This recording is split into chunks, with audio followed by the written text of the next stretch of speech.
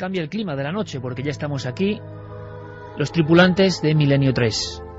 Tomamos los micrófonos con un objetivo: pasar 2 horas y media de información no convencional, con la que disfrutamos, con la que sabemos que disfrutáis también vosotros.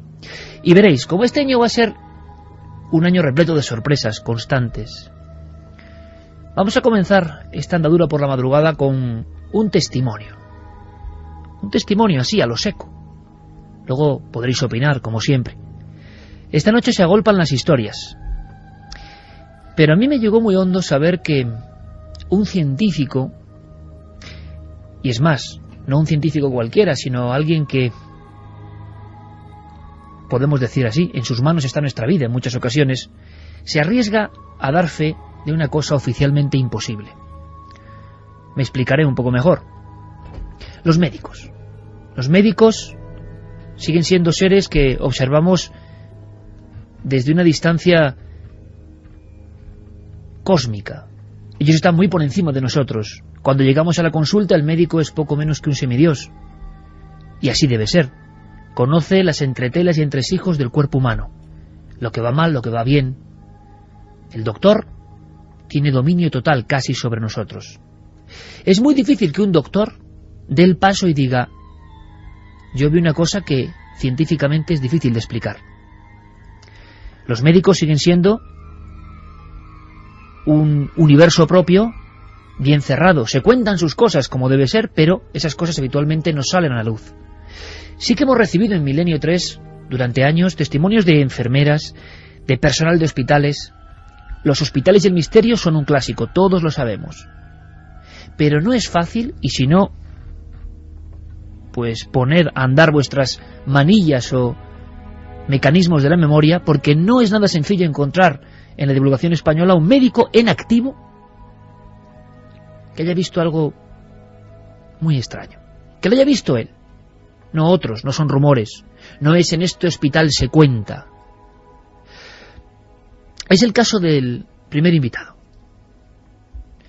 Es un hombre experto cirujano en el ámbito cardiovascular, hoy médico interno del Hospital de Toledo. Él nació en Colombia, y hay un hospital en Colombia que ya tenía fama de apariciones, por cierto, el Hospital General de Barranquilla. En alguna ocasión aquí en este programa, hace años ya, hablamos con corresponsales de Colombia que aseguraban que en los viejos pasillos, en la zona sobre todo de la maternidad, aparecía una figura muy concreta. Lo contamos como se cuenta tantas otras veces la historia en el ámbito casi de lo legendario. Y estábamos a la espera de algún testimonio, con nombres y apellidos. Claro, si es un doctor que opera del corazón, creo que tiene un valor. Y estamos aquí para hablar de testimonios con valor y valientes. Nos escucha ya, desde la cadena SER en Toledo, José Hernández Niño. Buenas noches. Buenas noches, Iker. Es un placer contar contigo, con tu testimonio. Tú eres médico, experto en cirugía cardiovascular. Sí. Estás, por supuesto, en activo, y eras médico interno hace ya unos 26 años en el Hospital General de Barranquilla. Vamos a intentar saber un poco de ese testimonio, de esa historia. Primero, un hospital, no sé cómo podemos dibujarlo en la mente de los oyentes. ¿Un hospital normal, un hospital antiguo? Cuéntanos, llévanos a ese momento en que tú observas algo. ¿Cómo era el sitio donde trabajabas? Bueno, este es un hospital muy antiguo. Tú sabes, los hospitales de allí pues no son tan antiguos como los de España. Este tiene desde el año 1870 y tanto fue fundado. Este hospital inicialmente fue un hospital de caridad, que fue organizado y administrado y construido por la gente de dinero de la ciudad de Barranquilla. Y allí se llevaban inicialmente pacientes de las enfermedades patológicas que ocurrían en ese momento del siglo antepasado, como fue tuberculosis, viruela, cólera y todas estas enfermedades que eran muy frecuentes en esa época de ese siglo. Y este es un hospital muy antiguo, de pabellones oscuro, construcciones de paredes gruesas, puertas grandes, los techos altos, como todas las construcciones de ese siglo. Y bueno, y ya llevando el momento que yo estaba haciendo el último año de medicina, estaba haciendo la rotación por ginecología a más o menos 2, 3 de la mañana, algo así. Estaba yo de guardia y me llamaron de la sala séptica para realizar un legrado. Un legrado es un procedimiento que se le hace a una paciente cuando ya tiene un aborto inminente, que no se puede hacer nada ya para salvar el feto. Entonces hay que practicar este legrado porque la paciente tiene ya restos placentarios, incluso puede correr riesgo su vida, entonces hay que hacerlo. Entonces en la sala séptica queda en el primer piso, en el área de ginecología, maternidad. Entonces para ir allí hay una escalera muy larga, de baldoses antiguas, así como de piedra de granito verde, muy antigua y muy larga, puede tener fácilmente entre 20 y 30 escalones. Y entonces yo estaba, había hecho unos cuantos entonces de este procedimiento, entonces estaba mentalmente repasando lo que tenía que hacer. Y bueno, y iba subiendo, y cuando ya iba más o menos llegando, yo vi una monja que iba bajando, y entonces yo le dije: buenas noches, hermana, y la monja no me contestó. Entonces yo la miré así de reojo y seguí. Y bueno, y entonces yo pensé, bueno, pero ¿qué hace una hermana a estas horas? Entonces yo dije, bueno, ¿qué hace una monja aquí? A mí me sorprendió. Entonces yo giré la cabeza para volver a ver a la monja, y la monja ya no estaba. Yo subí las escaleras como pude y llegué a la sala séptica, pues un poco asustado. Y entonces le dije a la enfermera, si supiera lo que me ha pasado. Dice: sí, doctor, porque yo lo veo pálido, ¿qué le pasó? Pues he visto a la monja. ¿Cómo que ha visto a la monja? Sí, en la escalera subiendo. Dice: no me diga. Sí, pues sí. Porque sabían ellos algo, José, quizá habían escuchado algo. Sí, es que esta historia es una historia muy antigua. Yo he tenido la suerte y el privilegio de conocer ese hospital en mi niñez, porque mi tío fue director de ese hospital.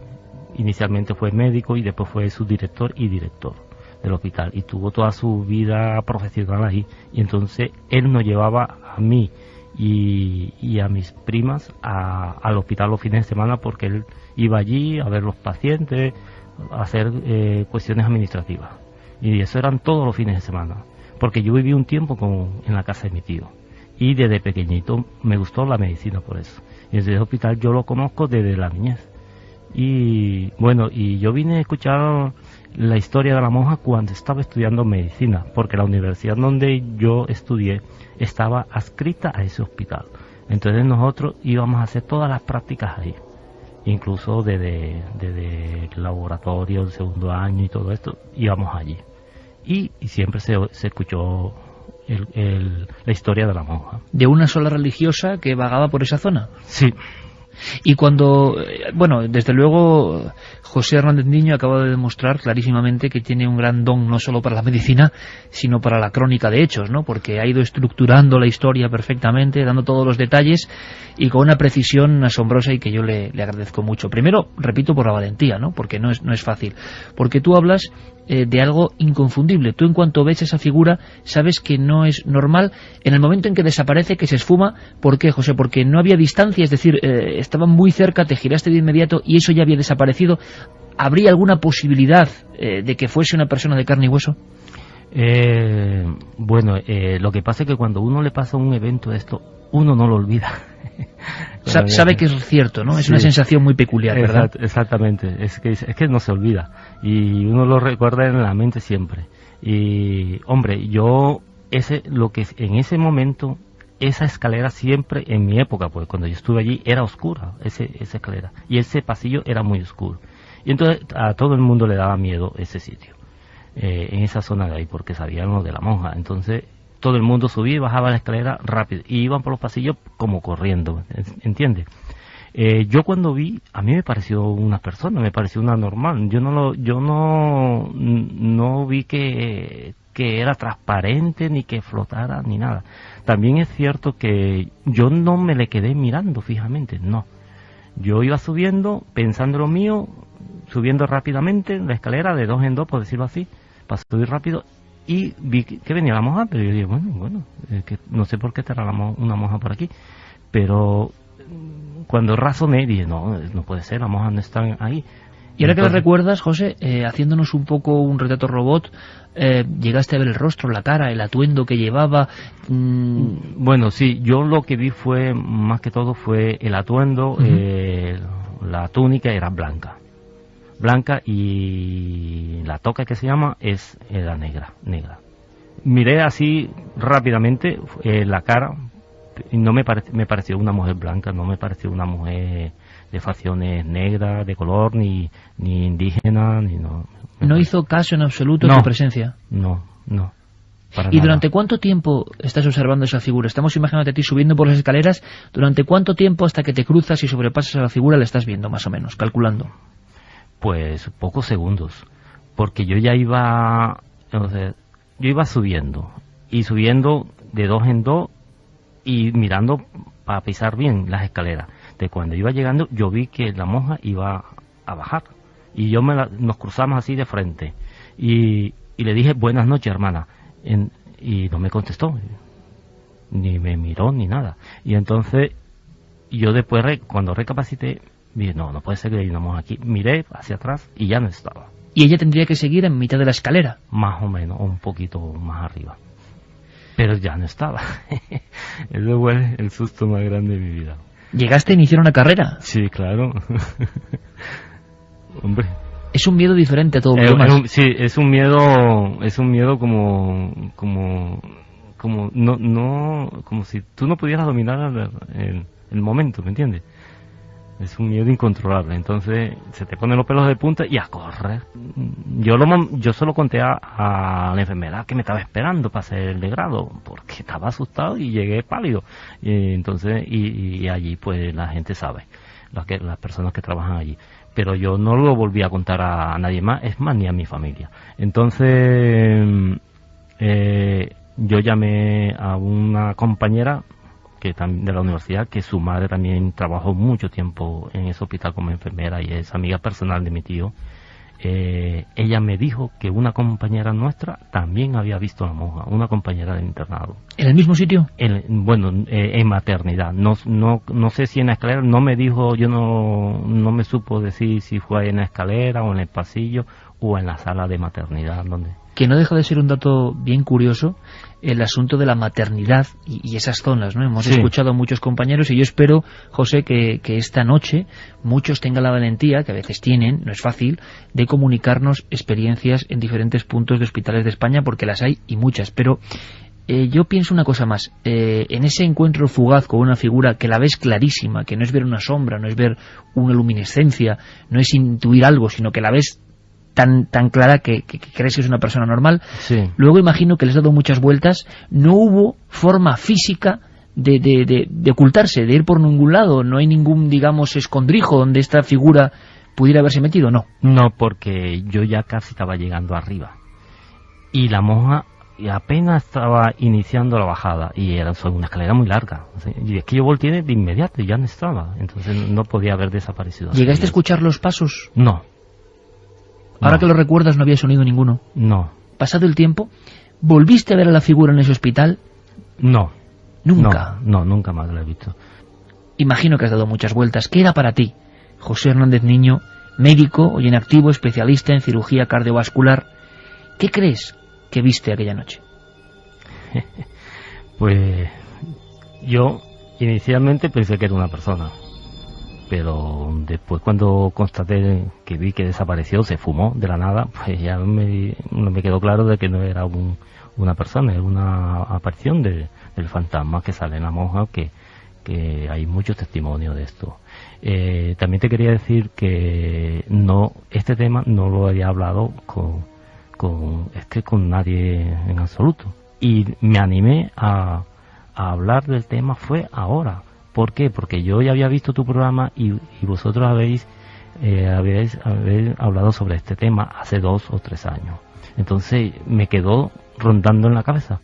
Y entonces, como este programa siempre me ha gustado y siempre he estado, tengo ganas de escribir, quiero dar testimonio, hasta que me animé y me dio fuerza para escribirle y contarle la historia. Pues no sabes cómo nos alegramos, José, cómo nos alegramos, cómo valoro tu testimonio, tu arrojo, porque hay que hacerlo, porque estamos hablando de un científico con todas las de la ley, un profesional, del cual dependen muchas vidas cuando él tiene que hacer cosas, ¿no? Los médicos yo creo que siguen siendo, por fortuna, en nuestro país y en la sociedad actual, pues casi unas figuras que están entre lo humano y lo divino, ¿no? Cuando estamos ante el médico sabemos que él es el que manda y el que va a hacer todo lo posible precisamente por evitarnos el dolor. Eso lo pone en un nivel evidentemente muy superior al resto de los seres humanos y profesiones, por su calidad humana, por su manejo de la ciencia, por su precisión.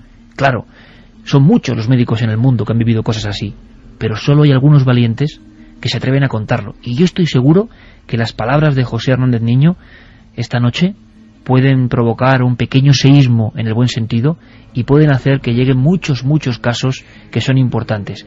Yo quiero agradecerle especialmente que haya estado en la cadena SER de Toledo con todos nosotros, que haya querido contar a viva voz, de esta forma tan gráfica, tan bien contada, tan bien estructurada, su historia. Y yo espero conocerte, José, porque tu historia merece muchísimo la pena. Un fortísimo abrazo, amigo. Gracias por tu testimonio.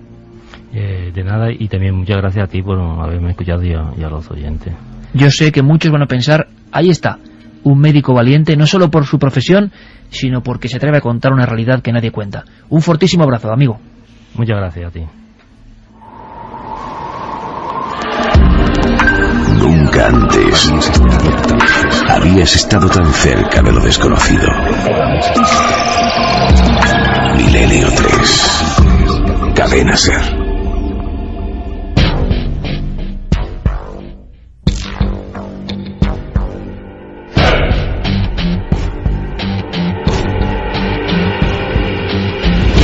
Nave radiofónica del misterio. Siempre que escucho esta música que nos pone Noel Calero, me imagino, no sé por qué, una vieja embarcación vikinga surcando las aguas del misterio con un poderoso y casi fiero dracán.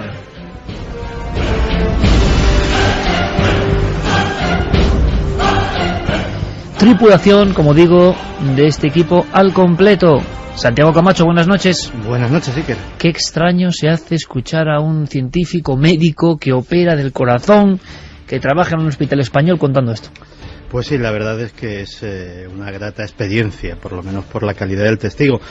Lo que no es tan extraño es que estas cosas sucedan precisamente en los hospitales. Me decía hace mucho tiempo una amiga enfermera, me decía, si es que aquí es donde pasa todo, aquí es donde llega la gente, aquí es donde nace y aquí es donde muere. Este es el lugar más importante, esta es la puerta del mundo.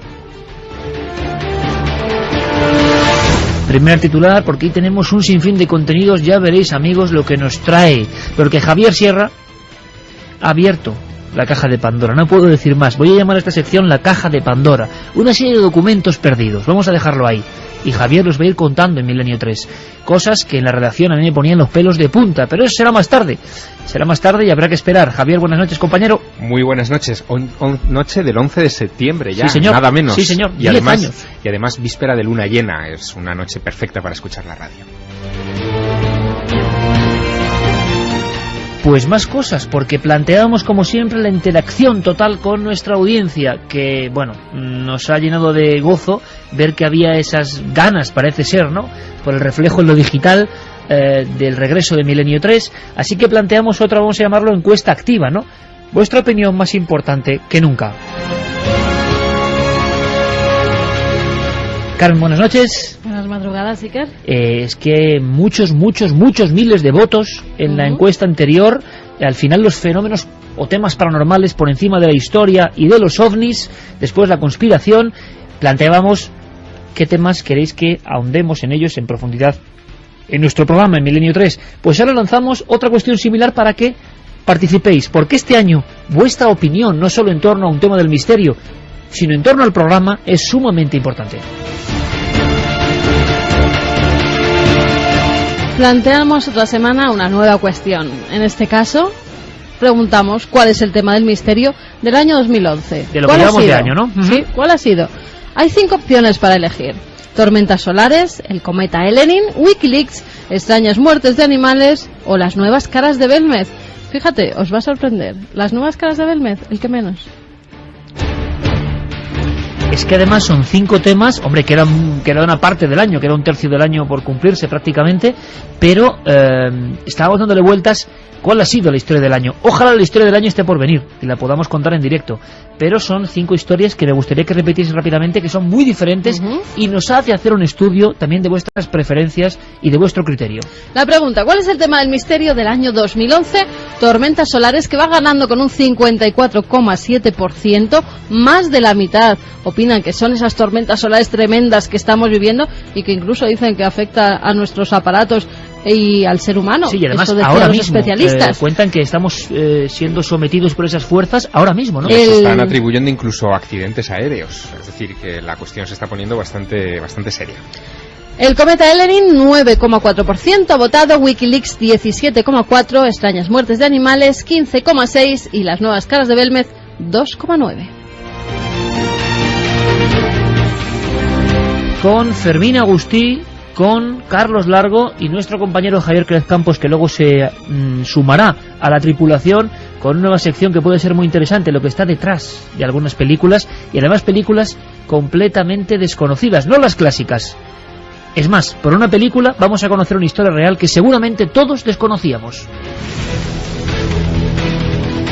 Vías de contacto de inmediato. Vamos a dar las vías de contacto: Milenio3 con número @cadenaser.com, nuestra web cadenaser.com, y también los muros de Facebook y de Twitter, donde nos pueden dejar sus opiniones segundo a segundo, Iker.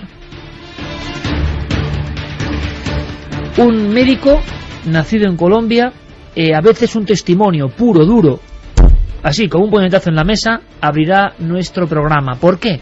Porque cada vez es más difícil, pero fijaos, y entramos en este debate antes de las noticias, antes del tiempo de información, qué importante, porque este médico, repito, cirujano cardiovascular, o sea que no es cualquiera cosa, oyendo el programa, viendo el programa, dijo: tengo que contarlo, la necesidad de alguien que ha vivido un misterio, de ser testigo, testimonio, de ayudar. Ojalá ese bucle continúe, ese eslabón de la cadena prosiga, y pedimos a la audiencia, por favor, si hay amigos en hospitales, sobre todo del ámbito médico, profesionales, que pueden darnos pistas de lo que pasa en algunos lugares en España, sería importante. Por aquí tenemos un testimonio valiente. Uno suele ser entre miles, y creo que hay que darle su valor justo.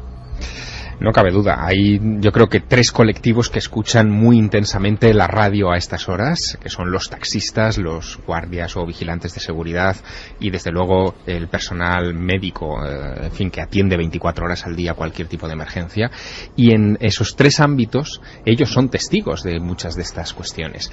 Pedimos en esta ocasión el apoyo y el testimonio de los médicos porque en muchas ocasiones este tipo de fenómenos extraños ocurren en recintos donde hay, por ejemplo, cámaras de vigilancia, donde puede quedar alguna constancia, donde hay testigos que incluso los propios pacientes terminan corroborándolo. Y además, fíjate, me ha sorprendido mucho lo que nos ha estado contando el doctor Hernández Niño, porque las maternidades son desde hace mucho tiempo lugar de casos de todo tipo.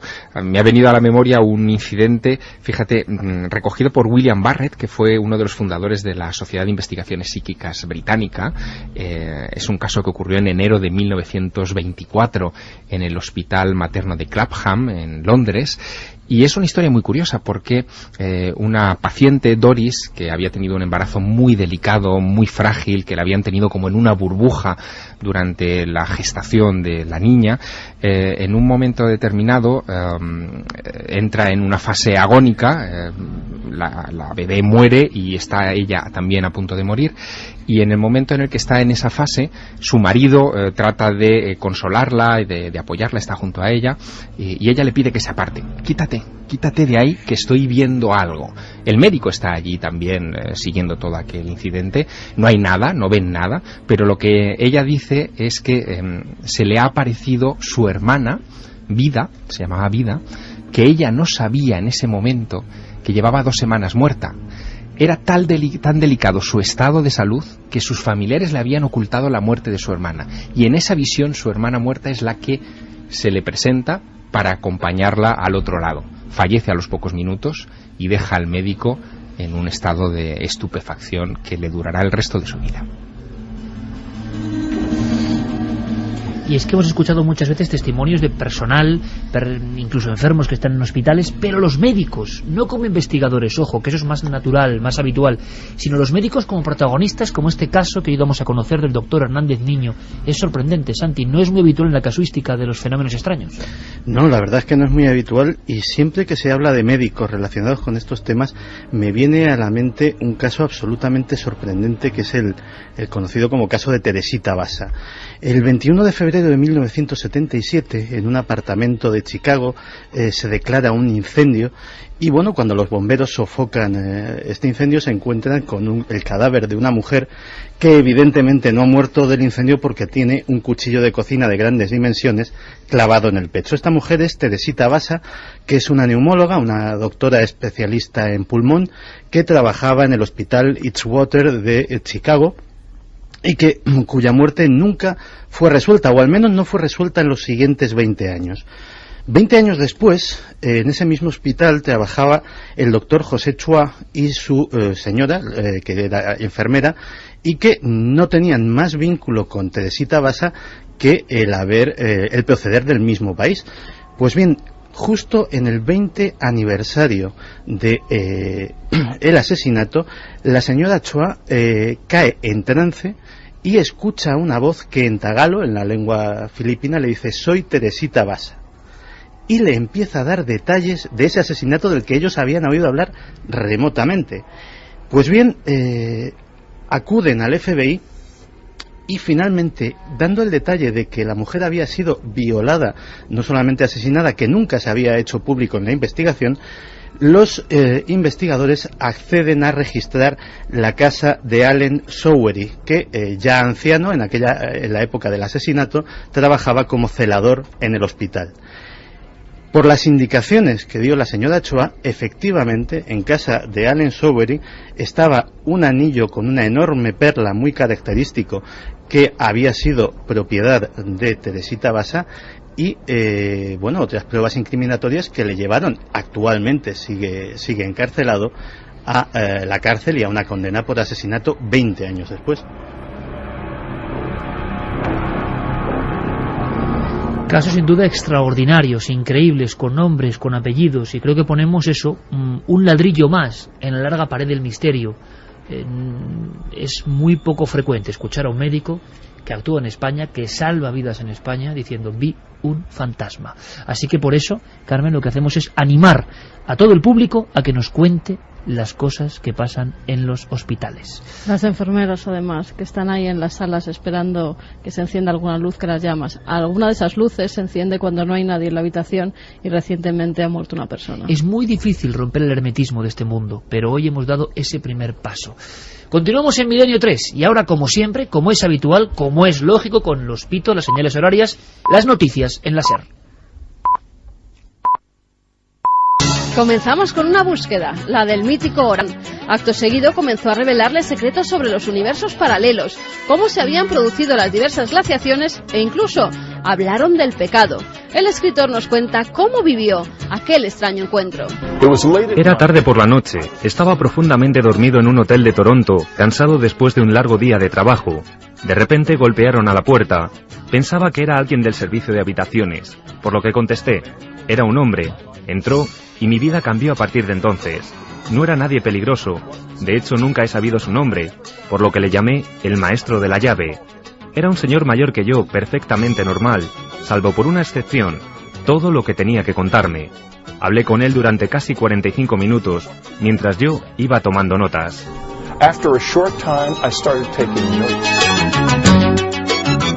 Y viajamos hasta Florida, donde esta semana se ha producido el ataque de un vampiro. Josefina Smith, una joven de 22 años, atacó a una anciana mientras gritaba que era un vampiro y que la iba a morder. Y así lo hizo. Se lanzó a su cara hasta arrancarle un trozo de esta para después comenzar a morder sus brazos. Cuando la policía llegó, halló a la joven desnuda, ensangrentada y sin saber qué había ocurrido. Por su parte, la señora Milton tuvo que recibir varios puntos de sutura. Ya en nuestro país nos encontramos con un dato preocupante. Más de 400.000 españoles pertenecen a una secta. Parece ser que la crisis es la culpable de que cada vez más gente pase a formar parte de grupos sectarios. Y por ello, estos han crecido, sobre todo los de corte satánico. Ahora la captación se produce a través de reuniones de autoayuda, encuentros New Age y conferencias. Más de 150 sectas están actuando en España. Miguel Perlado, de la Asociación Internacional de Estudios Sectarios, nos cuenta el problema. Es lo que hemos observado en el periodo de los 5 o 10 últimos años y más específicamente coincidiendo con este periodo de crisis, es un crecimiento relativo de personas involucradas en sectas específicamente relacionadas con grupos de New Age y crecimiento personal, lo cual es una etiqueta muy genérica y que habría que especificar sin duda, y también con grupos de corte aparentemente comercial que ofrecen respuestas rápidas, inmediatas y promesas de ganancias ilimitadas. Han crecido el número de grupos considerados sectarios que tenemos en la península y también se han diversificado. Y tengan cuidado, porque una de estas asociaciones, los adventistas del séptimo día, anuncian a través de carteles que se pueden ver en muchas ciudades de nuestro país que el mundo se acabará el día 15 de octubre de este año 2011. Otro fin del mundo, esperemos que también fallido. Para acabar, muy atentos los interesados en el cometa Elenin, porque el radiotelescopio de California ha logrado captar su sonido. Son varios pulsos grabados en el área por donde transita. Escuchen con atención cómo suena el Elenin.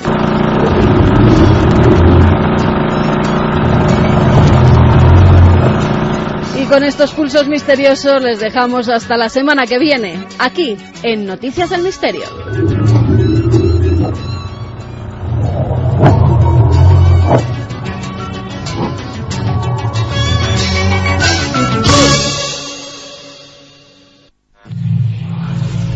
¿Lo has oído? No estás solo. Milenio 3.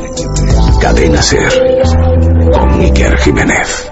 Muchísimos amigos nos están diciendo que habíamos olvidado un tema primordial. Y es cierto, como este programa lo hacemos con vosotros, nos damos cuenta. Hay todo tipo de noticias en las noticias del año que vamos a ir eligiendo. Y una cosa importante, semana a semana iremos quitando el último puesto para ver qué noticia definitivamente se queda como la principal para todos vosotros, la más importante, el caso más, vamos a decir, profundo y que muestra la auténtica realidad del misterio, posiblemente. Nos habíamos olvidado, y nos lo estáis recordando constantemente, de los sonidos. Nos habíamos dejado en el cajón desastre los extraños sonidos de la Tierra, que han aparecido en diferentes puntos del planeta y que han asombrado a miles, por no decir millones de personas. Así que a ver si Guillermo León, tiempo real, puede añadir a la lista de 5 temas un sexto: los extraños sonidos de la Tierra. Y de sonidos, de alaridos y de misterios seguimos hablando, porque había una noticia del informativo pasado que prometimos ampliar. Se resume con un nombre muy sonoro, muy tenebroso, yo jamás lo había oído hasta la semana pasada, y que se debe pronunciar algo así como Butaya. Deberíamos a las 2:07 poner antecedentes a nuestros amigos y decirles quiénes son los Butaya. Lo que parecía una leyenda da la impresión de que tiene rudimentos y elementos reales. Tiene elementos reales porque hay personas que han sido atacadas por estos seres, sean lo que sean, humanos o otro tipo de seres que todavía pues las fuerzas de seguridad no han logrado saber ni resolver ese misterio. Son unos tipos que se dedican a atacar, en algunos casos a chupar la sangre, por ejemplo, de animales a los cuales degollan antes. También atacan a las mujeres, al parecer quieren su sangre, en algunos casos las han violado y en otros casos han acabado con sus vidas. Hay ya muchas muertes, hay muchos ataques. En Sri Lanka la gente ya tiene mucho miedo. Han surgido todo tipo de teorías, de conspiraciones sobre quién son. son los demonios engrasados, así los llaman, pero es que esto no es de ahora, es que es una historia que comienza hace lo menos 30 años. Hace 30 años ya hubo ataques de estos seres Iker, luego pasaron y ahora de nuevo hay un reflote en el que se están produciendo pues verdaderos enfrentamientos entre la gente, porque ya incluso vecinos de las aldeas creen que pueden ser este tipo de demonios y han sido linchadas algunas personas. Que no eran butalla. Que no eran butallas. Siempre ocurre cuando la histeria colectiva, bueno, pues se desata, y lo hemos contado en más de una ocasión, al final pagan inocentes. Prometíamos, a raíz de las noticias de la semana pasada, había temas que luego siempre dan para más, ¿no? Yo me quedé con ganas, bueno, saber qué hay de verdad en esto. Y hemos investigado, el equipo ha estado trabajando sobre la senda de esto que nos parece terrible, auténticos demonios humanos actuando hoy en el siglo XXI. No estamos hablando de las míticas sectas de los Tugs o algo así de hace 100 y pico años, no, estamos hablando de septiembre de 2011. ¿Qué hemos logrado saber sobre los Butaya hoy? Pues nos hemos puesto en contacto con Charles Haviland, él es corresponsal de la BBC en Colombo, en Sri Lanka, y ha ido hasta algunas de esas aldeas donde se están produciendo. En esta semana, Iker, ha habido 12 ataques. 12 ataques de butallas en esta misma semana. Él se ha recorrido algunas de las aldeas para ver qué ha ocurrido, para entrevistar a las personas que han logrado salvarse y también para darse cuenta de que el fenómeno se está produciendo y que hay un verdadero caos entre la población, porque hay todo tipo de teorías que iremos desarrollando a lo largo de esta noticia, Iker. Si quieres, él nos va a comentar en el primer corte que tenemos desde cuándo viene esta tradición. ¿Se trata de una leyenda o es verdad que estos seres han existido y ahora están actuando de nuevo? Hay una mezcla de hechos reales y ficticios aquí. Tradicionalmente en Sri Lanka la gente ha creído en estos demonios grasientos que asaltaban a las mujeres, robaban, que vestían de negro y que rebozaban su cuerpo con grasa para dificultar que pudieran ser atrapados. Y la gente te cuenta que sí, que hace 20 o 30 años en Sri Lanka existían. Es difícil distinguir la realidad de la ficción. Ahora, desde hace un mes, el miedo ha vuelto y la gente piensa que esto sí que es verídico, no como fantasmas o demonios, sino como ladrones reales.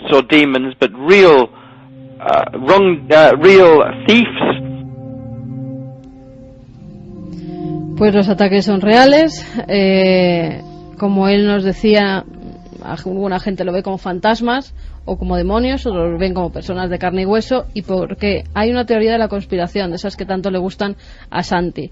Y también, pues fíjate, a mí me ha recordado una cosa que vivimos nosotros mismos con los lobos. ¿Os acordáis que cuando fuimos a entrevistar a la gente que estaban atacando su ganado, los lobos decían, es que las autoridades los han echado? Bueno, pues en este caso pasa exactamente lo mismo. Que piensan que el gobierno ha echado los Butaya. Exactamente, piensan que las autoridades han soltado a estos hombres para que ataquen, para que se produzcan esos pues asesinatos en algunas ocasiones. En fin, para que haya una confrontación entre la población. ¿Y por qué piensan eso? Pues porque han visto que la mayoría de ellos, cuando han sido perseguidos, se refugian en recintos militares o policiales, con lo cual creen que se trata de gente que puede pertenecer al gobierno. La escena que acabas de contar, el Butaya engrasado, Santi, Javier, el personaje, el extraño, el que es forastero y viene y altera la comunidad, y encima mata, degüella o hace lo que sea, luego dicen, imagino que habrá algo de leyenda aquí, no lo sé, se oculta en instalaciones militares. Es como vivir una gigantesca novela de conspiración, pero está pasando ahora mismo en Sri Lanka, y yo me estaba imaginando, estaba un poco ensoñando ese hombre, un tanto orondo, tez pálida, sombrerito y paraguas, empezando sus míticas series de misterio. Arthur C. Clarke, ni más ni menos, que siempre presentaba su programa Misterios del Mundo, ¿no?, desde una playa en Sri Lanka. Bueno, en fin, vaya historia para él, ¿no? Podría, de estar ahí en activo, podría hacer un reportaje maravilloso. Pero está pasando ahora y tiene los condimentos típicos, primero, de las sectas desalmadas, de grupos que los ha habido, y luego este factor conspiración. El pueblo atemorizado hablando de algo que se suelta. ¿Qué opináis? Pues la verdad es que es sorprendente. Desde luego sí ha habido a lo largo de la historia, incluso de la historia muy reciente, grupos y sectas asesinas que, bueno, han mezclado el asesinato con lo mágico.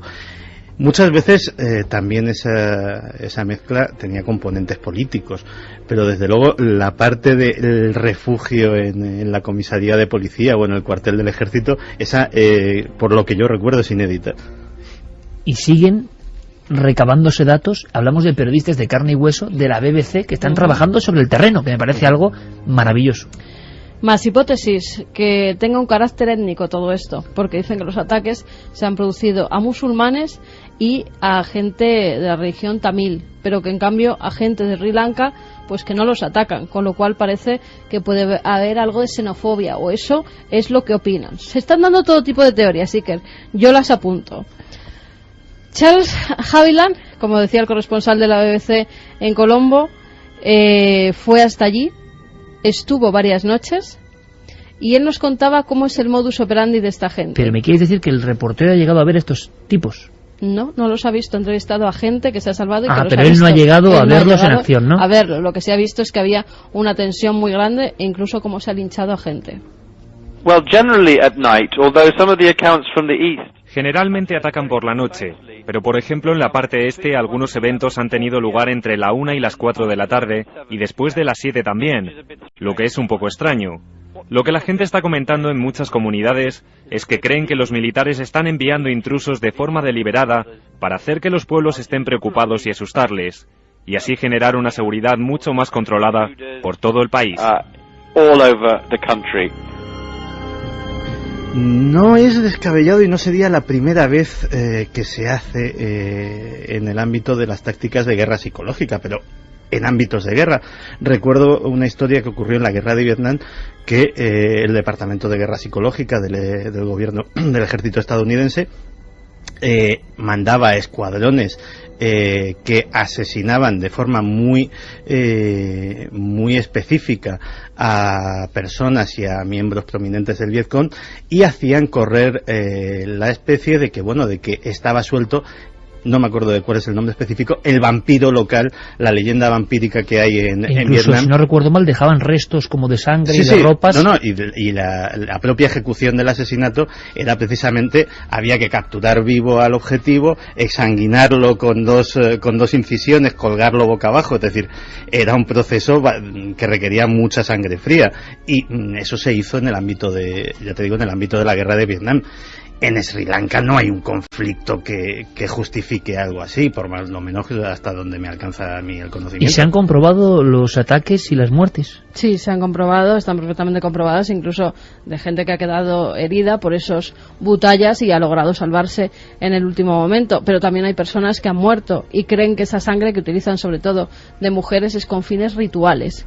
Esa es la otra hipótesis que hay, que esté utilizando a alguien la sangre para hacer algún tipo de magia. ¿Han llegado a más conclusiones? ¿Este periodista ha llegado a saber algo más? Han llegado a saber que esta misma semana ha muerto un policía de 23 años creyendo que era un butalla, porque estaba pues deteniendo a un pescador que estaba en un lamentable estado, ebrio. Se creyeron que le estaba atacando y como era de la misma aldea de pescadores, se lanzaron contra el policía, un policía de 23 años, repito, y acabaron con su vida, lo lincharon. Y un chico de 16 años que también parece que pensaron que se trataba de un butalla y de nuevo le dieron de palos hasta matarle en plena plaza pública. Pues seguiremos muy atentos a esta información que nos parece muy extraña. Mira, Iker, el corresponsal Charles ha ido hasta Putalam. Es una localidad muy pequeña de pescadores donde una de las mujeres le explicaba cómo se había salvado del ataque de uno de esos butallas. Very much so. I went to a place called Putalam in northwest Sri Lanka. Fui a un lugar llamado Putalam en el noroeste de Sri Lanka y había una señora muy anciana que me imitó al demonio grasiento, que entró en su jardín. Me contó que se movía como un gorila, que iba vestido entero de negro, que saltaba por todos los lados, pero que no llegó a entrar en la casa. Saltó al final por encima de la valla y que se fue en una especie de motocicleta. Estaba muy temerosa de que otro intruso pudiera entrar de nuevo. Miedos así se están repitiendo en muchos lugares del país. Extraña epidemia. ¿El aspecto del retrato robot cómo era?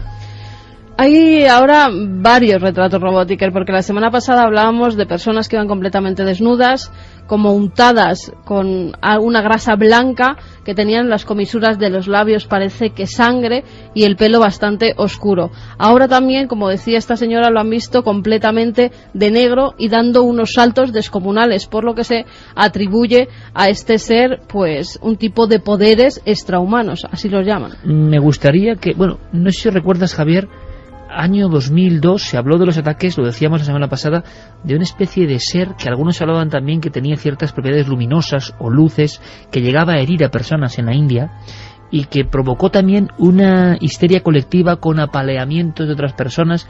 Esto en el año 2002, porque nosotros empezábamos Milenio 3 y entre la oscuridad y la penumbra veo que Santi me alza el dedo así. ¿Qué pasa, Santi? No, te quería decir que en sitios donde hay este tipo de tradiciones de sectas que practican este tipo de ritos desde hace mucho tiempo, sí hay rebrotes relativamente frecuentes.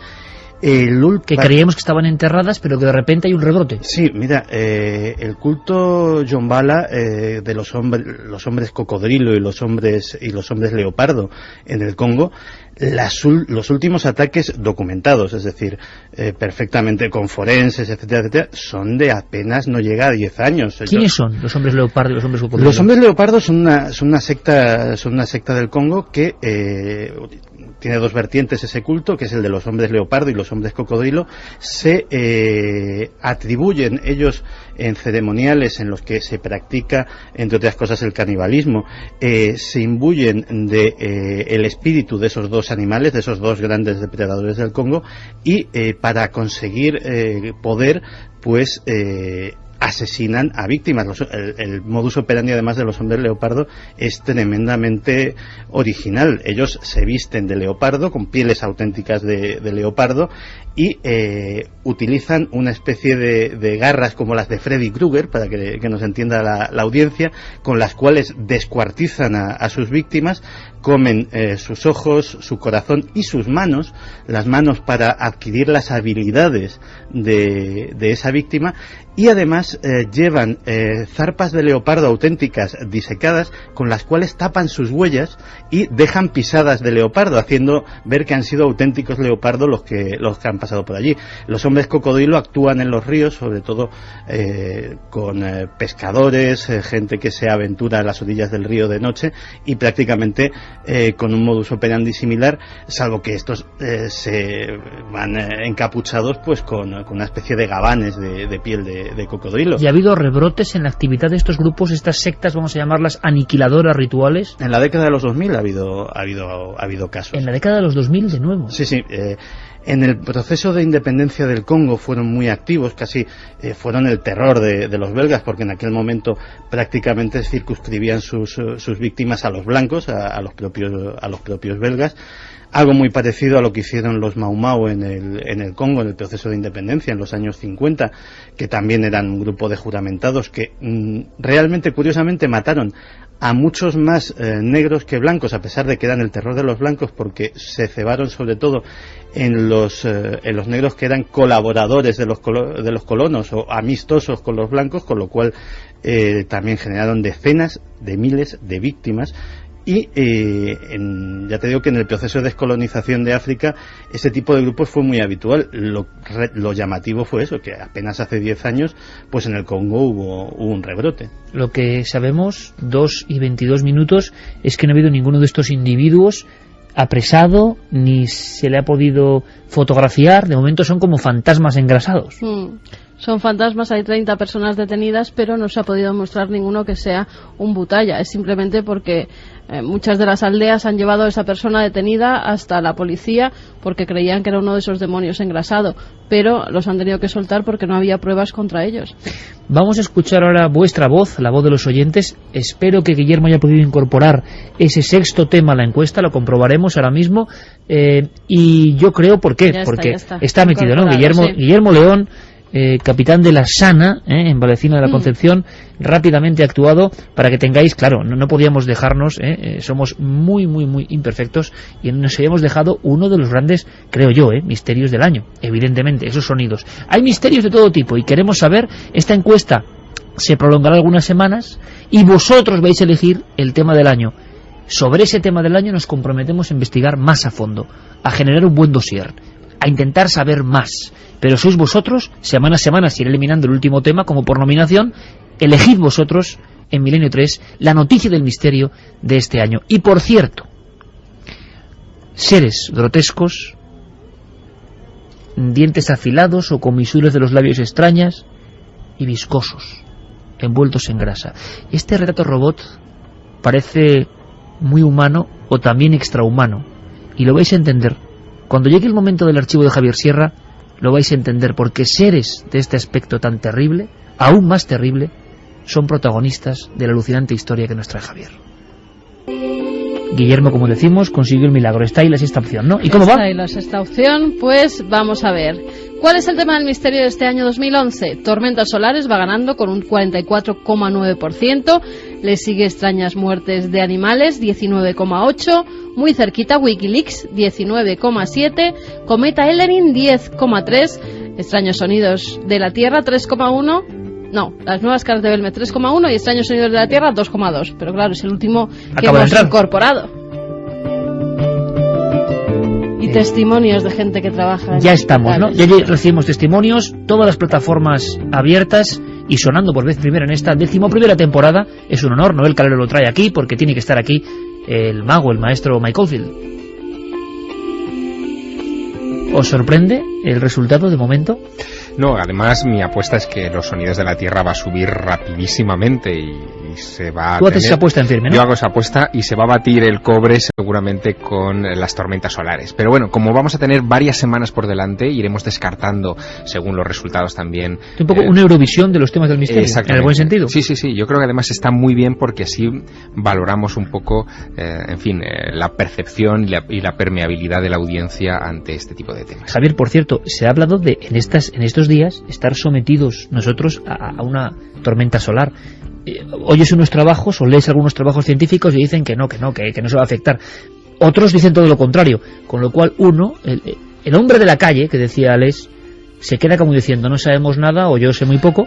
¿Qué está pasando? Porque ahora mismo, incluso como tú decías, has dejado ahí caer, en algunos lugares se ha, digamos, culpado a esta masa de eyección coronaria, ¿no?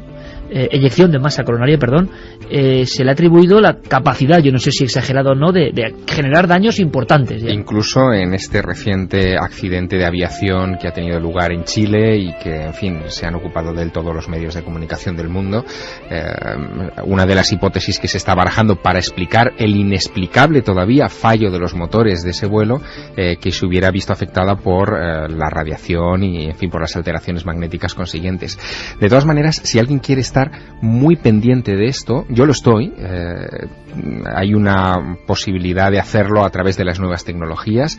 Uno se puede descargar una aplicación que es impresionante para el teléfono móvil o para el iPad, que se llama 3D Sun, que es de la NASA, que está permanentemente conectada con los dos satélites SOHO, que son los dos que vigilan en estos momentos, los dos ojos que tenemos los terrestres en torno al Sol. Están orbitando y dando una visión 24 horas al día de lo que está ocurriendo en la superficie de nuestro astro rey, y emite alarmas a tiempo real de lo que está sucediendo en el Sol y nos avisa de si alguna de esas tormentas, la última es de categoría X1.8, que es bastante alta, que es la que nos está afectando en estos momentos a la Tierra.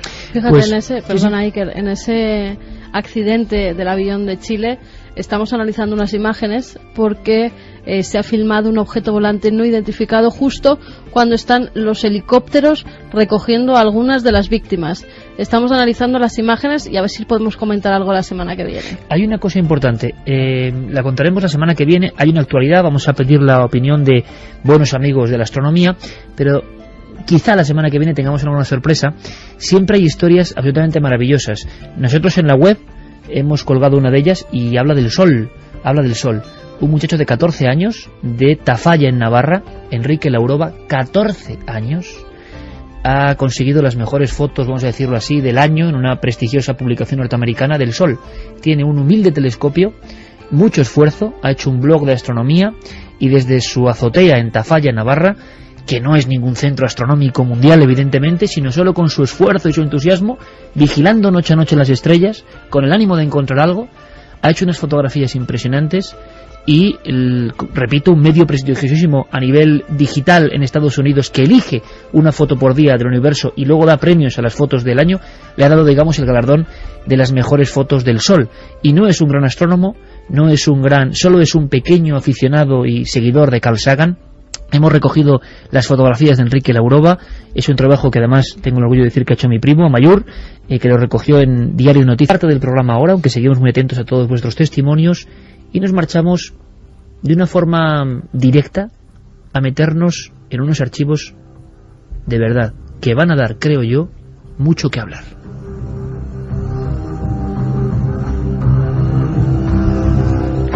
Esta música que nos acompaña ahora fue banda sonora de una película que, es curioso, se anunció como basada en hechos reales, la historia de una doctora que trabajaba con el asunto de la abducción.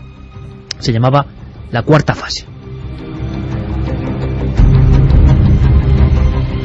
Y su música de fondo nos va a servir para que Javier Sierra nos deleite con otra historia. A veces, lo hemos dicho, serán biografías, como la de Bud Hopkins la pasada semana, un investigador que se metió a fondo y, como ocurre muchas veces, se vio atrapado por el fenómeno.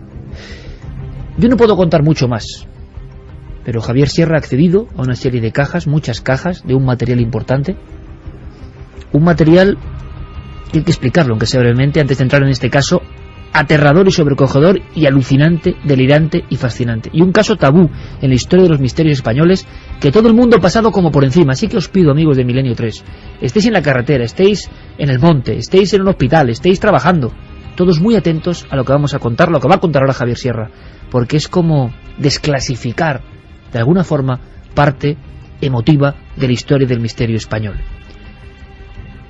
Sí me gustaría, Javier, contando lo que puedas contar, porque además se produce en una fecha clave, 10 años de la desaparición tan solo física de un hombre, de un querido maestro, muy importante en tu vida, y a raíz de ahí, cuenta lo que tú quieras contar. Hay una serie de elementos, algunos los has traído físicamente, los tienes. Déjame una de esas láminas, por favor. Esto que suena aquí son documentos tremendos para los que amamos el misterio. Son unas láminas viejas, tienen unos 26 años y representan un ser grotesco, un ser terrible, un ser imposible. Pero estas fotos tienen una historia. Javier Sierra acaba de apoyar junto al Flexo en la mesa del Estudio 1 otra que nunca se publicó, jamás se publicó. Es una cara que mira, una cara entre sombras, sombras más profundas casi que la negrura. Una cara que impresiona mirándonos aquí a estas horas. Son las fotos de un caso prohibido. Y también hay que hablar de un archivo prohibido, secreto hasta ahora, Javier. Sí, hablamos de una carpeta azul de las antiguas en las que, escrita con una letra inconfundible, se puede leer el nombre de una ubicación geográfica a unos 25 kilómetros de Barcelona. El nombre es Vallgorguina. Y el caso fue investigado durante mucho tiempo por alguien que durante años fue uno de los grandes pilares de la investigación de los ovnis, de lo misterioso, también del fondo de los océanos, que se llamaba Antonio Rivera. Antonio Rivera falleció este mes, se cumplirá 10 años, una década de su desaparición, el 24 de septiembre de 2001. Y precisamente para rendirle homenaje, y porque Antonio puso en mis manos parte de su archivo, pues para rendirle homenaje vamos a abrir en estas semanas consecutivas esas carpetas en las que él fue almacenando sus notas, sus fichas, su correspondencia con otros investigadores, informes médicos pedidos sobre los testigos de estos casos, en fin, incluso transcripciones de sesiones de hipnosis, del encuentro con otros investigadores, anotaciones venidas del otro lado del mundo sobre este caso, para que los lectores y los oyentes se hagan una idea exacta de lo que allí ocurrió. Es muy curioso, Javier, porque el propio Antonio, yo creo que jamás podría imaginar que ahora estos archivos, que nunca mueren, volverían a proyectarse con las ondas de láser a partir de mañana en todo el mundo, con el eco que tenemos, sobre todo, por ejemplo, en América Latina. Y estas historias condenadas al olvido, que tú rescatas, vuelven a vivir, ¿no? Porque de alguna forma todo esto tiene que volver a contarse, a vivir, porque quizá haya una gran verdad o no. ¿Cómo podríamos llamar este caso, Javier? Bueno, el caso es conocido como el caso de Vallgorguina, también se lo conoce por el nombre de su protagonista, Javier C. Javier C., cuyo apellido fue ocultado siempre, y durante todo este tiempo se ha respetado esa decisión por parte del testigo, porque él no quería verse involucrado en una espiral de declaraciones, de defender su testimonio, porque a él mismo le parecía increíble lo que había vivido. Tiene una extraña experiencia que hay que situar el 21 de julio de 1985.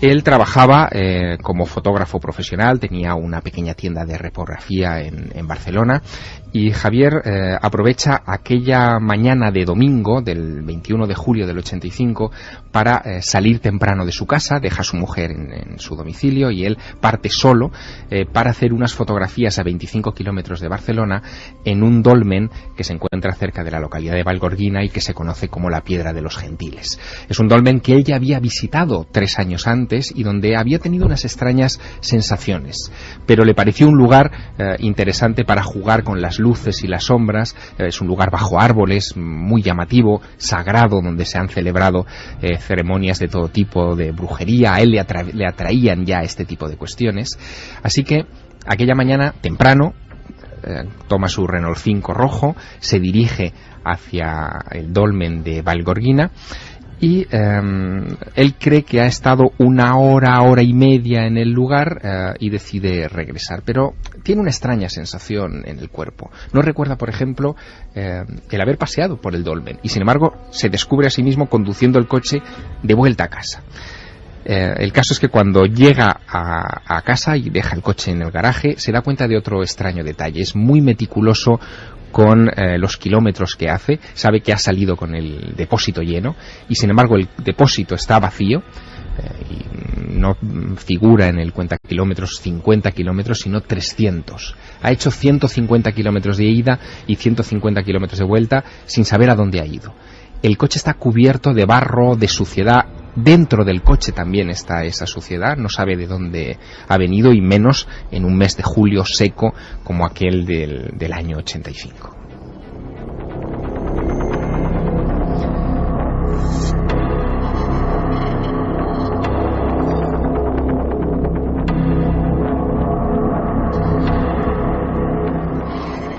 Hay un detalle más que le escama. Cuando está llevando su coche de vuelta a casa, ve que las tiendas de las calles por las que está transitando están abiertas.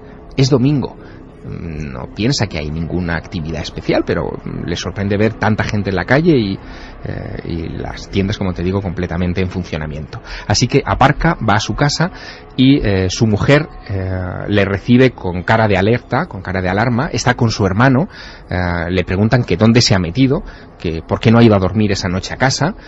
Él se queda muy extrañado porque ha salido esa mañana de su domicilio. Pregunta que qué ha sucedido. Dice, has estado 34 horas fuera de casa, son las 6 de la tarde del lunes 22 de julio. Él se había ido de casa el 21 por la mañana. Así que empieza a darse cuenta de que ha pasado algo raro. Hay un tiempo perdido en su vida. Pero no solamente eso. En una de las cámaras que él llevaba una cámara que se había fabricado él, muy rudimentaria, pero también una cámara profesional. En la cámara profesional él ve que se han hecho varias imágenes, se han tomado varias imágenes. Cuando las revela se lleva una gran sorpresa porque aparecen estas caras que tenemos ahora encima de la mesa. Son unas caras extrañas, casi africanas, mongoloides incluso. Parecen incluso algunas de ellas máscaras de rituales vudú, de la magia negra africana, con una expresión terrible, una expresión, me atrevería a decir que casi diabólica, sinceramente. Él se queda muy extrañado, lo comparte con su hermano y deciden inmediatamente poner estas imágenes en manos de una vieja amiga de la familia, Carol Ramis. Ella es en esa época, en los años 80, es una famosa parapsicóloga y dedicada a este tipo de cuestiones barcelonesa, aunque de origen austríaco. Y Carol Ramis inmediatamente se da cuenta de que están ante un caso de tiempo perdido y que la única manera rápida de saber lo que ha ocurrido hizo ahí es someter a Javier C. A una sesión de hipnosis. Se lo llevan al estudio de Francisco de Asís Robati, un famoso también parapsicólogo de Barcelona, que ha practicado ya varias sesiones de hipnosis a personajes que han vivido experiencias de abducción. Ellos creen que están ante un caso de abducción y someten a hipnosis a Javier. Y lo increíble es que en esa carpeta alucinante de Javier Sierra, en esos documentos extendidos ahora en abanico encima de la mesa, está hasta la transcripción original, que nunca se publicó, de lo que pasó en esas sesiones de hipnosis. Hay fotografías que nunca se publicaron, y no sé si decirlo, Javier, pero ya están negativos de las fotos, que posiblemente sean las primeras fotos, las fotos que este muchacho hizo a no sabemos qué. Bueno, como te digo, Antonio se preocupó mucho de este asunto, incluso lo contó en varias ocasiones, muy brevemente, pero lo contaba, y si te parece, aunque sea como un pequeño intermedio, vamos a escuchar la voz original de Antonio en una de esas introducciones que hacía rápidas al caso de Javier. Nosotros tenemos un caso que estoy ahora estudiando, no he terminado todavía, no está cerrado, que es el caso de Vallgordina, de Javier, caso de Javier, y es el único caso en el mundo en que hay fotografías de los seres. Fotografías horripilantes, son espantosas, son unos seres de una cara repugnante. En este caso no hay nave, llevaron a Javier al interior de una cueva. Y efectivamente eso es lo que empieza a desgranarse en esa sesión. Horripilantes, dice Antonio Rivera. Claro, él no recuerda haber visto esas criaturas, pero en esa sesión de hipnosis aparecen varias cosas. Por ejemplo, surge el recuerdo de cómo toma la carretera del Dolmen aquella mañana, debía ser sobre las 9 de la mañana más o menos, está señalado con un cartel de madera donde indica dónde está ese lugar arqueológico. Él se desvía por un camino sin asfaltar. Todo esto es la información que llega a través siempre de la hipnosis. De la hipnosis. Y de repente se da cuenta de que hay una niebla en el lugar, siente que ha pinchado, y a partir de ahí se produce como un lapso en la memoria, y lo primero que descubre es que está tendido en el suelo fuera del vehículo, que empieza a llover sobre él y sobre el vehículo, que solamente tiene abierta la parte trasera del Renault 5, empieza a llover una sustancia viscosa, extraña, que le empapa a él y le empapa también al vehículo. Saca una cámara para fotografiarlo, una de las dos que llevaba encima, y en ese momento descubre que hay varios individuos, varios sujetos, varias cosas a su alrededor que lo observan y que lo atraen hacia sí, pese a que la primera reacción al verlos es de profunda repulsión. Son unos seres de su tamaño, más o menos, de piel rugosa, no distingue ropas en esos individuos, que, como te digo, le provocan una sensación de repulsión porque él los nota como viscosos, ¿no? El caso es que lo atraen hacia sí, pese a que él no quiere ir, y lo conducen hacia una especie de rampa o de desfiladero que se adentra tierra abajo.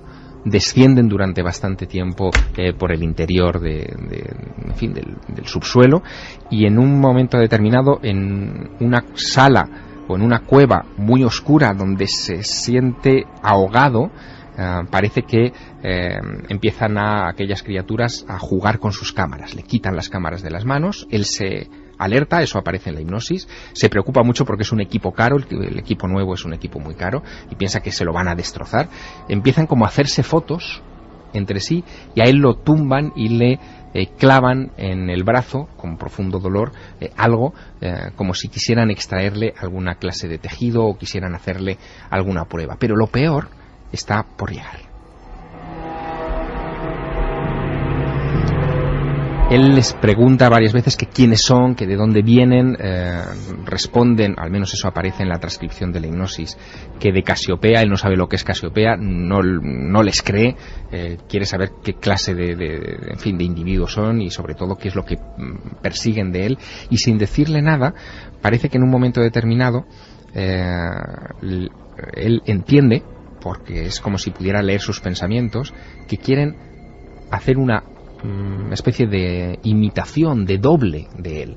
Le cortan cabello para duplicarlo, le explican, y en un momento determinado él percibe cómo lo vuelven a sacar de esa cueva, lo sientan en su coche y ve por el retrovisor que detrás, en el asiento de atrás, hay un individuo exactamente igual que él, pero con el pelo más largo.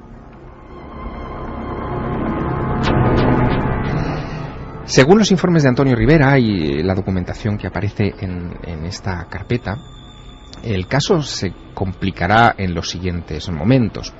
En esa sesión de hipnosis queda meridianamente claro que ese doble, ese individuo, en un momento determinado salta al asiento contiguo del Renault 5, se sienta al lado y parece darle la orden mental de regresar a Barcelona. Lo hace.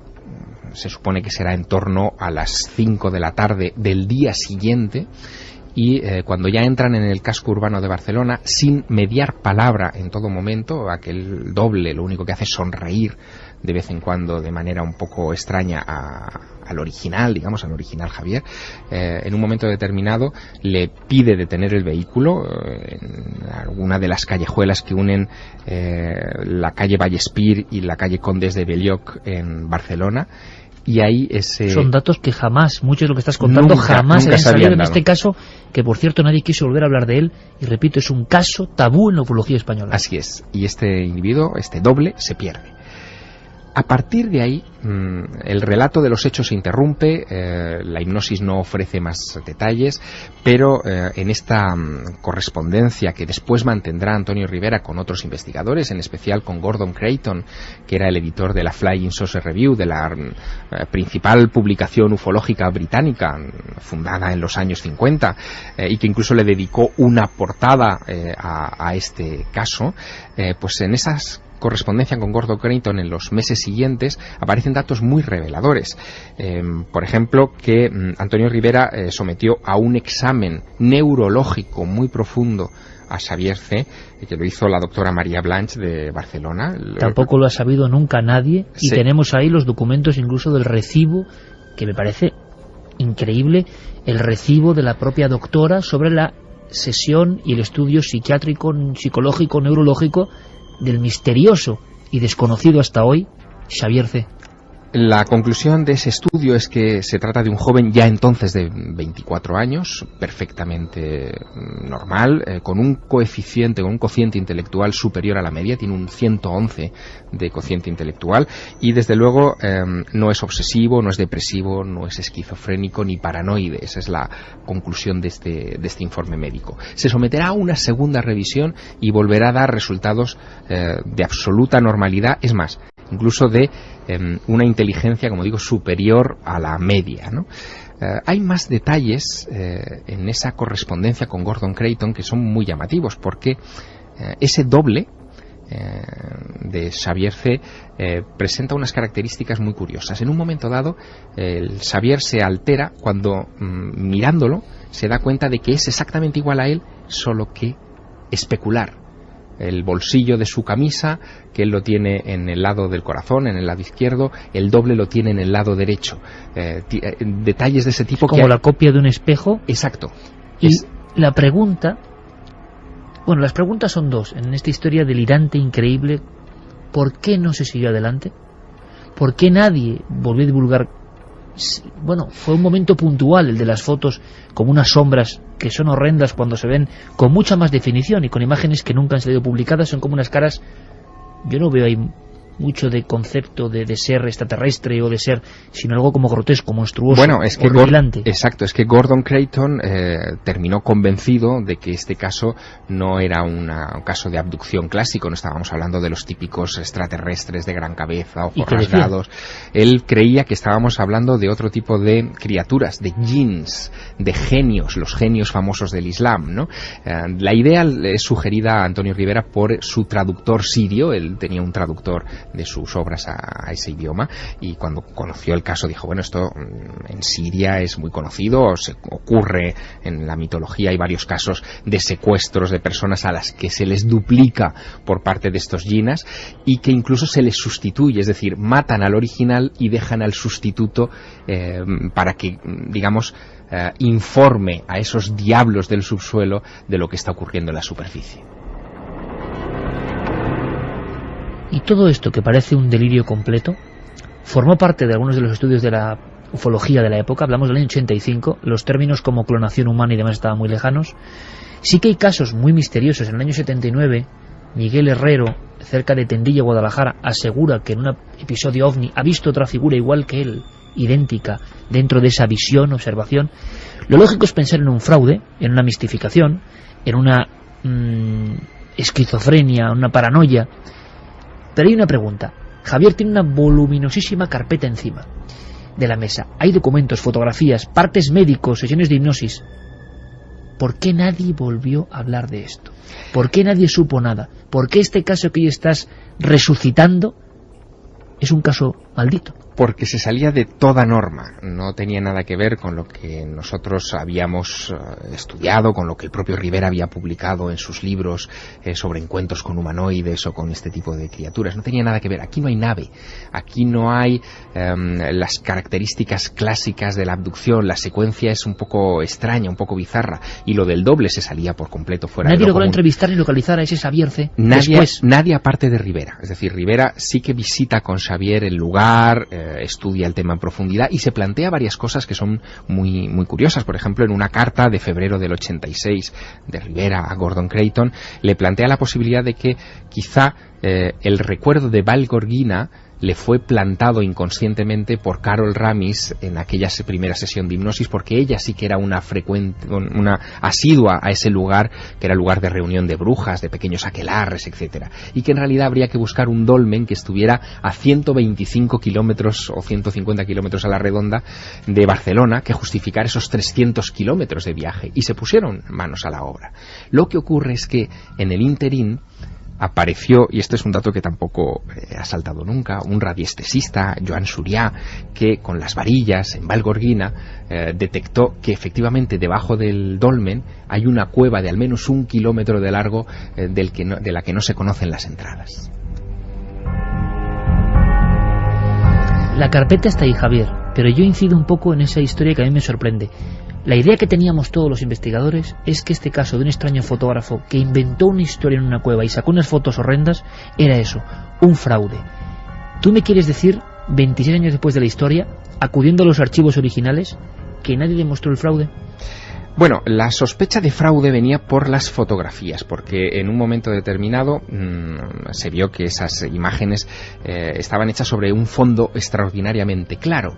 La explicación pero ahora vemos que hay otras que son oscuras. Exacto, ahí está la clave, porque según explica también Rivera a Gordon Creighton en esta correspondencia, que es muy intensa, porque durante meses están carteando solo y exclusivamente alrededor de este caso, Rivera le cuenta cómo Javier en realidad lo que hizo fue manipular las fotos para hacerlas más claras. Él era fotógrafo profesional, en su estudio lo que había salido son estas fotos negras que tenemos delante y que no se han publicado nunca, con el rostro en medio de una mancha negra. El rostro yo lo estoy viendo ahora y es realmente horripilante, ¿eh? No sé si los compañeros Carmen, Santi, habéis visto algunas de las fotos. Esta, por ejemplo, nunca se ha publicado. Puede ser algo para asustar, algo creado es profeso para asustar, pero está muy bien logrado y desde luego es una fotografía que parece una persona de raza negra, vamos a decirlo así, con los gestos o la expresión de los ojos, nariz, como me da la impresión, como violentamente reventada la cara, como golpeada, y aparte está mirando como con un odio tremendo. Está muy logrado, sea lo que sea. Dientes afilados, ¿no? Dientes Parece hacia afuera, dientes afilados, la nariz muy chata, aplastada. Lo que hace Javier, intentando dar claridad a esas imágenes, es someterlas a contrastes, y esas son las fotos que entrega a Rivera, a Carol Ramis, y son las que circularán. Eso es lo que viene en las cartas de Gordon Creighton.